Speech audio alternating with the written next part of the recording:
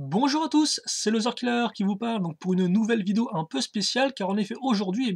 je vais faire une critique, un commentaire d'épisode Lego Ninjago, donc ce sera pour la saison 9 et donc souvenez-vous ce n'est pas la première fois que je fais ça, je l'avais déjà fait en effet lors de la saison 7 donc des Mains du Temps où en fait je mettais un peu l'épisode en fond, je le résumais et ensuite je donnais mon avis. Là je vais faire un peu pareil mais pas entièrement pareil car en effet au lieu de mettre l'épisode dans le fond, je mettrai uniquement des images sélectionnées afin de ne pas avoir des problèmes avec les droits d'auteur. Et aussi, au lieu de faire un résumé puis ensuite mon avis, je vais faire en fait une sorte de mix entre les deux où je vais regarder l'épisode et puis ensuite je donnerai un peu mon avis à chaud comme ça, je donnerai un peu mes impressions. Et donc certes, je résumerai un peu ce qui se passe dans l'épisode, mais pas autant en profondeur qu'auparavant. Voilà. Et donc le but de ces vidéos, c'est avant tout qu'on puisse parler, partager un peu entre fans autour de ces épisodes, lancer un peu la discussion, voir ce que vous en avez pensé. Et là encore, bien sûr, je fais ça alors que la série est en train d'être diffusée sur France 4. Voilà, donc logiquement,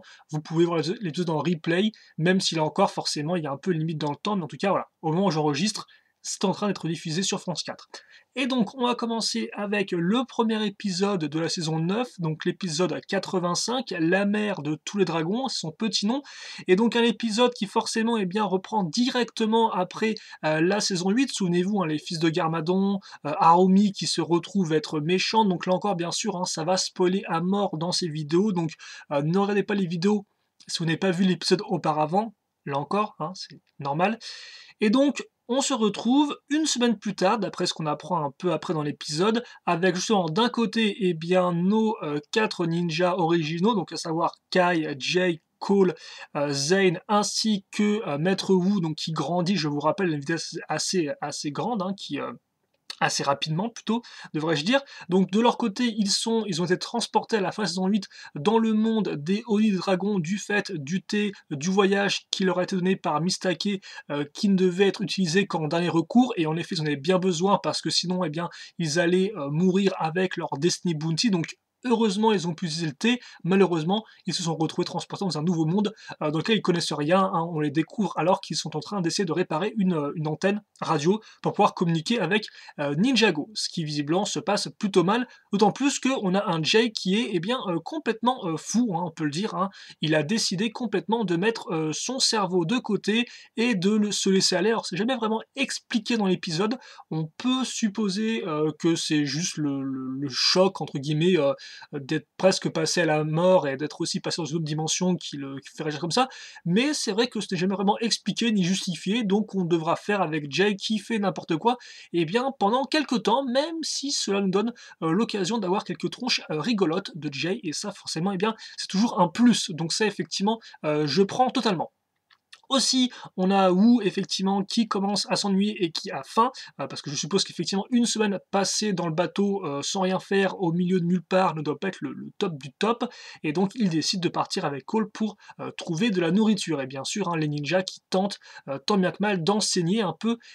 à Wu jeune ce que leur a enseigné Wu vieux. Donc c'est un peu compliqué ces trucs dans le temps, mais en tout cas c'est comme ça, et c'est forcément rigolo par exemple de voir Cole qui dit à Wu de ne pas remettre au lendemain ce qu'on pourrait faire aujourd'hui. Effectivement, c'était une des paroles de Wu, et d'ailleurs une des paroles que je n'ai toujours pas apprises au bout de 8 ans, vu que moi personnellement, je remets toujours au lendemain ce que je préfère aujourd'hui, mais ça c'est autre discussion pour un autre jour. Ils rencontreront donc un dragon, un bébé dragon d'ailleurs. C'est vrai qu'on voit assez peu des bébés dragons dans Ninjago, mais là comme c'est le monde des dragons, c'est l'occasion pour, et on voit la forme série animée du Stormbringer, et on peut dire qu'effectivement, en 3D, il a beau être bizarre, j'ai toujours un peu de mal avec cette espèce de contraste entre les figurines très Lego et les monstres qui eux sont beaucoup plus organiques. On peut dire effectivement qu'il a un coup tout de même plus réussi que sa version boîte de jeu, voilà. Mais à part ça, ça reste un bon set, et dans la série animée, ça reste un dragon qui est assez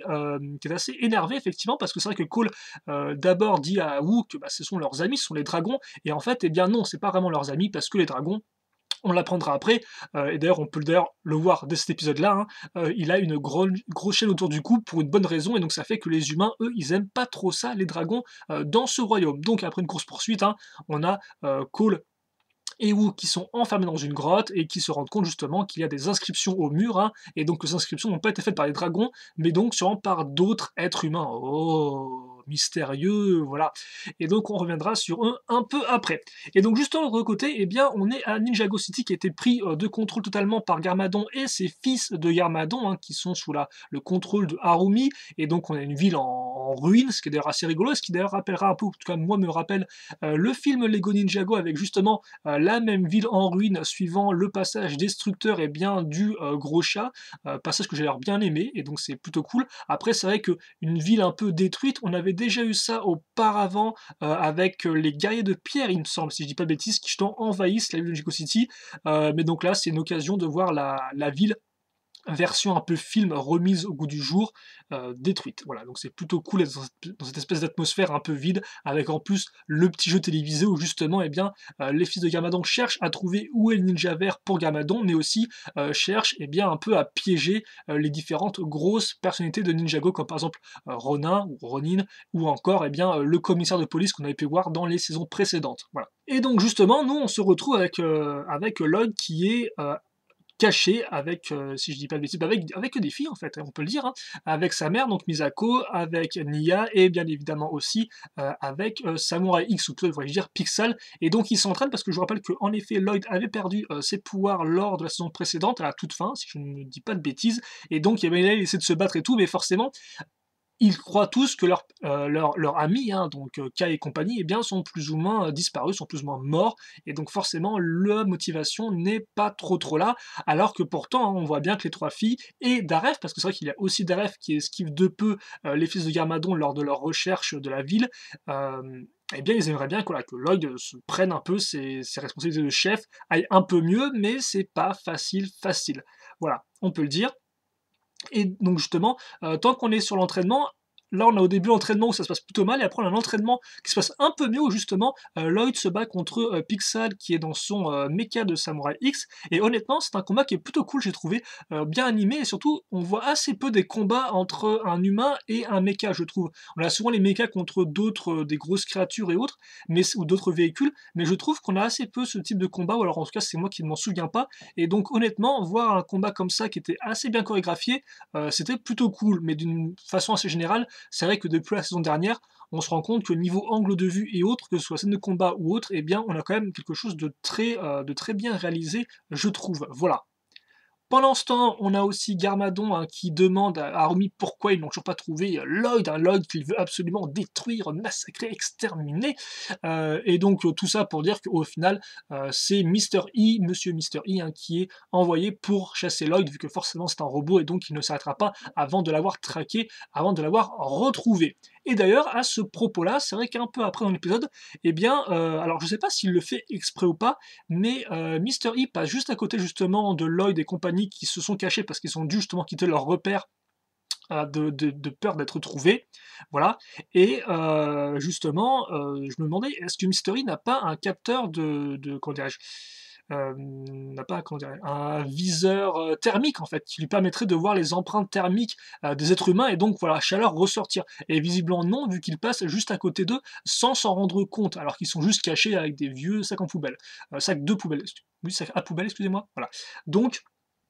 c'est un peu particulier et on peut se demander s'il a fait exprès de pas les voir parce que justement juste après, il revient derrière lui et il les piège et il est armé de ses 4 katanas qui ont la classe, ou alors effectivement s'il n'a bien pas de vision thermique. Bon, en tout cas, ça pourrait être une question, que c'est un robot, donc ça aurait pu être intéressant, son côté un peu tracker, qu'il ait ce genre de technologie, mais à vrai dire, on n'en sait pas vraiment plus sur lui, hélas. Et hormis ça, et bien justement, quand nos amis, nos- les fils de Garmadon menés par Mr. E et Kilo sont justement sur le point de trouver nos ninjas et les capturer, et bien voilà qui arrive, voilà, où j'ai du mal à réfléchir avec ma phrase, eh bien ce sont les maîtres des éléments qui nous reviennent. Donc on a Karloff, on a effectivement Turner, si je ne dis pas de bêtises, on a Shade aussi, et enfin on a bien sûr Skyler, hein, Skyler qui est présente souvent un peu en fond, en tout cas un peu plus présente que les autres maîtres élémentaires, et donc on retrouve là, et donc qui arrive à tirer, eh bien, Lloyd et ses amis IES, du combat, même si forcément Daref s'était proposé pour combattre, hein, on croyait en lui, mais bon, ça aurait peut-être pas, je pense pas que Daref aurait pu faire, aurait pu, là encore, défier les fils de Garmadon lui tout seul. Et d'ailleurs, Daref qui est toujours aussi sympathique, hein, malgré ses raviolis tout dégueux. Voilà, ça j'ai pas trop compris pourquoi, mais bravo Lloyd de l'avoir ingéré, mes félicitations. Et donc effectivement, on se quitte là-dessus, et surtout avant de se quitter là-dessus, on se rend compte, ou plutôt Lloyd se rend compte que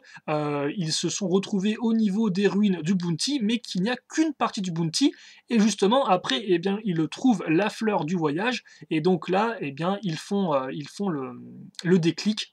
et se rendent compte que non, leurs amis ne sont pas morts, mais sont peut-être juste ailleurs. Et donc ça c'est une bonne nouvelle qui, on l'espère, mettra eh bien, Lloyd sur pattes et l'aidera à être, à devenir, bah, à retrouver un peu ses pouvoirs, parce que c'est vrai que malgré une scène de combat un peu plus performante de son côté contre le mecha, toutefois à la fin il est frustré parce qu'il n'arrive pas à retrouver ses pouvoirs, et donc voilà. Donc on espère juste que il y arrivera, même ça va pas être facile, quand on sait que, sa potentielle petite amie, l'a plaqué et lui a prouvé que en fait, bah, c'était pas sa petite amie, mais c'était une grande méchante, et que son père, eh bien, lui veut sa peau, quoi. Donc c'est vrai que être dans les bottes de Lloyd, dans les chaussures de Lloyd, eh bah, c'est pas gagné tous les jours. Et donc, par contre, un peu moins réjouissant, c'est que du côté, du royaume des dragons et des Oni, ou des Oni dragons,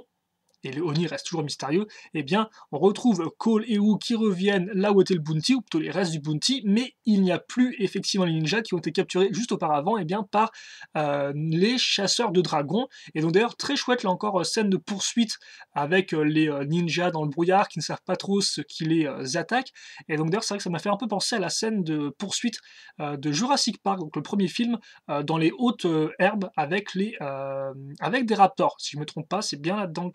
dans ce film-là qu'il y a ça et tout. Et les angles de vue m'ont un peu rappelé ça, donc est-ce que c'est une référence ou pas? Je ne sais pas, mais c'est probable. En tout cas, c'était relativement bien fait. Et donc justement, l'image de la fin, c'est que,